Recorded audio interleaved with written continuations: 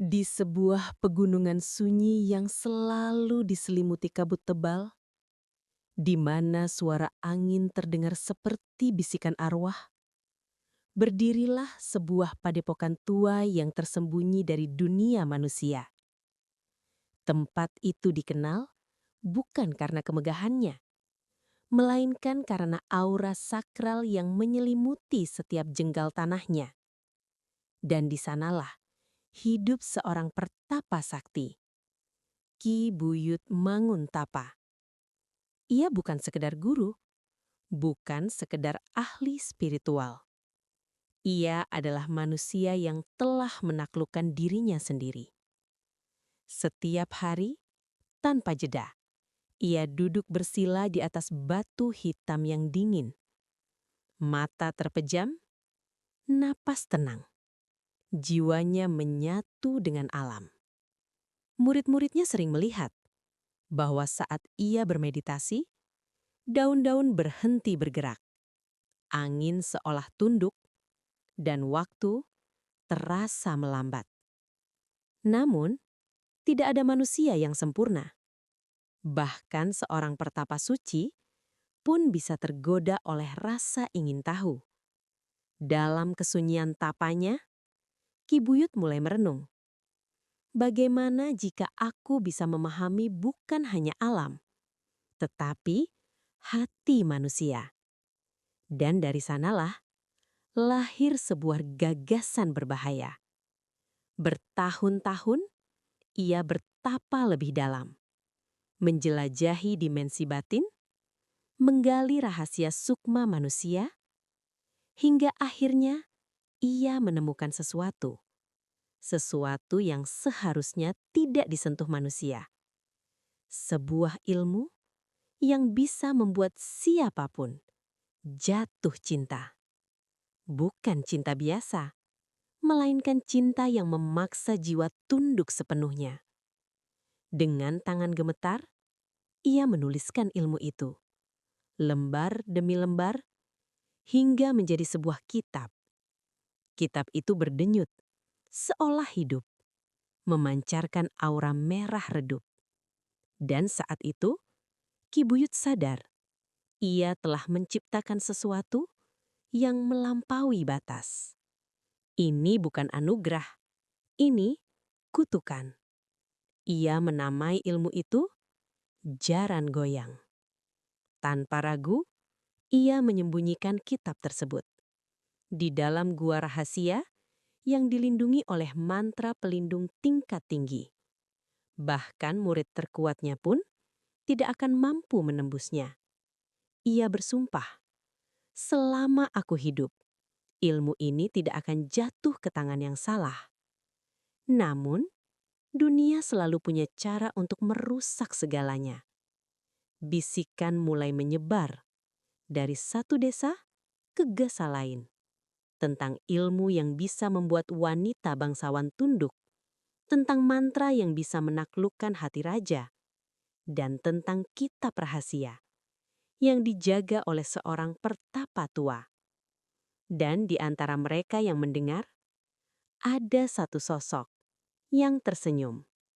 Seorang wanita dengan wajah seperti bulan purnama, mata yang tajam, dan aura yang membuat siapapun tak bisa berpaling.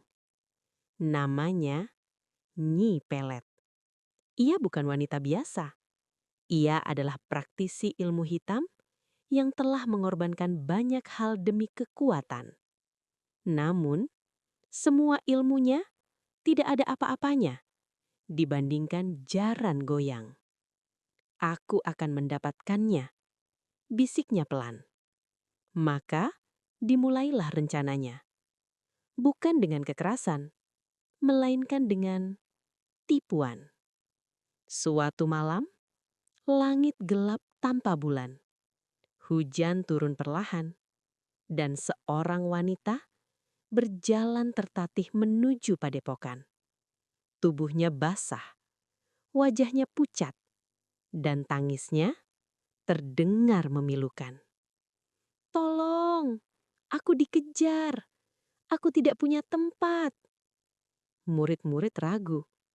Namun, Ki Buyut melangkah maju. Dengan tatapan penuh welas asih, ia membuka gerbang. Dan saat itulah, kehancuran mulai masuk dalam wujud manusia. Hari-hari berlalu.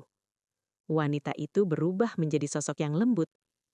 Ia menyapu halaman setiap pagi, menyiapkan makanan, melayani murid dengan senyum.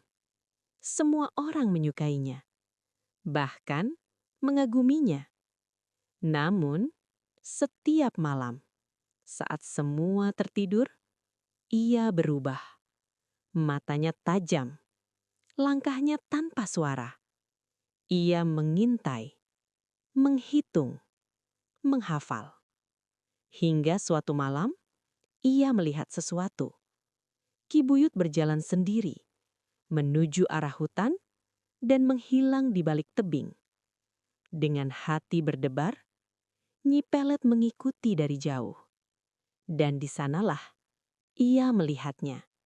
Sebuah gua, sunyi, gelap, namun dipenuhi energi yang membuat bulu kuduk merinding. Disitulah.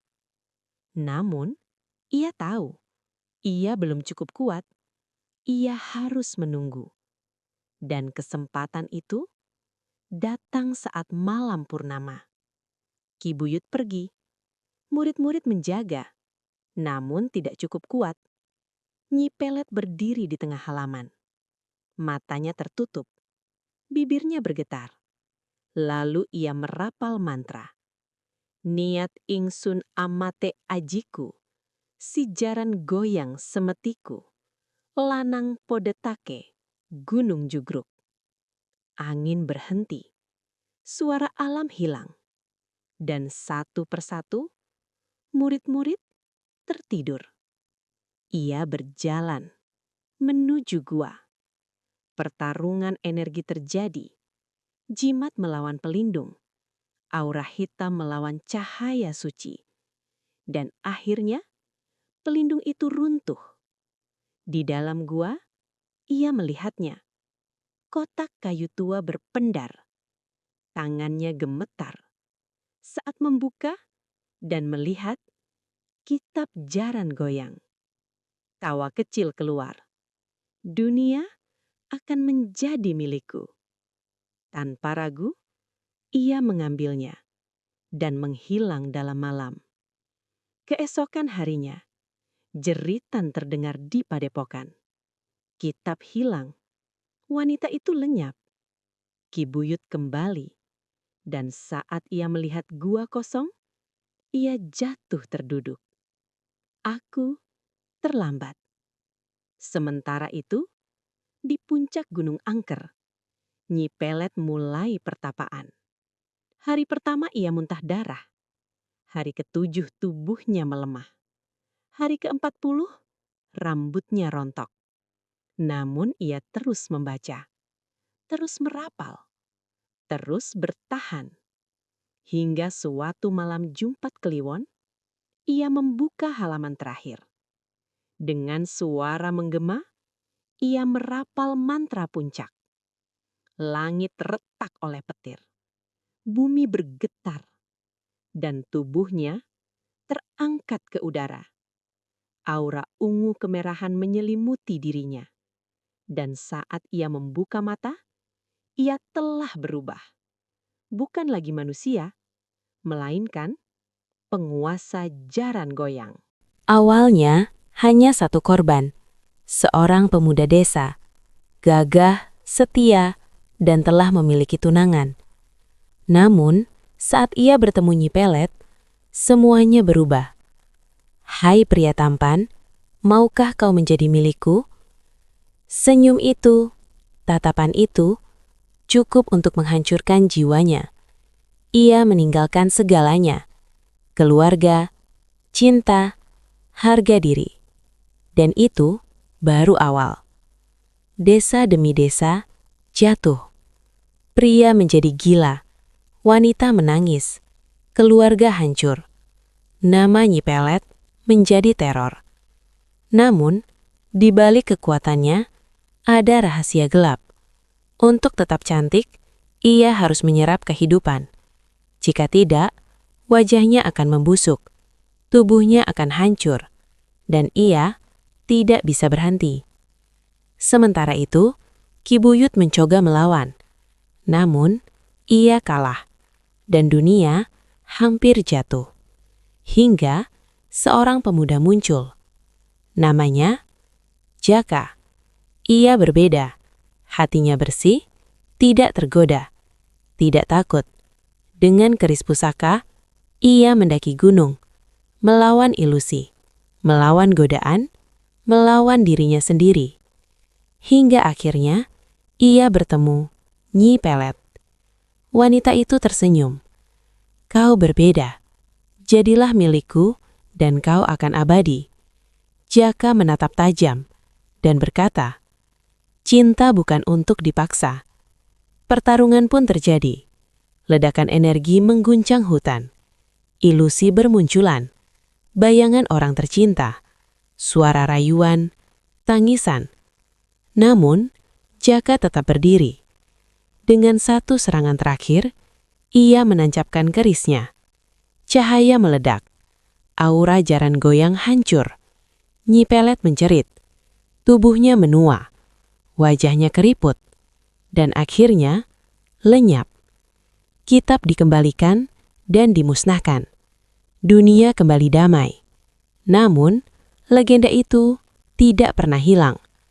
Jika suatu hari kau mendengar bisikan di gunung atau melihat wanita terlalu cantik yang tersenyum padamu, jangan menoleh.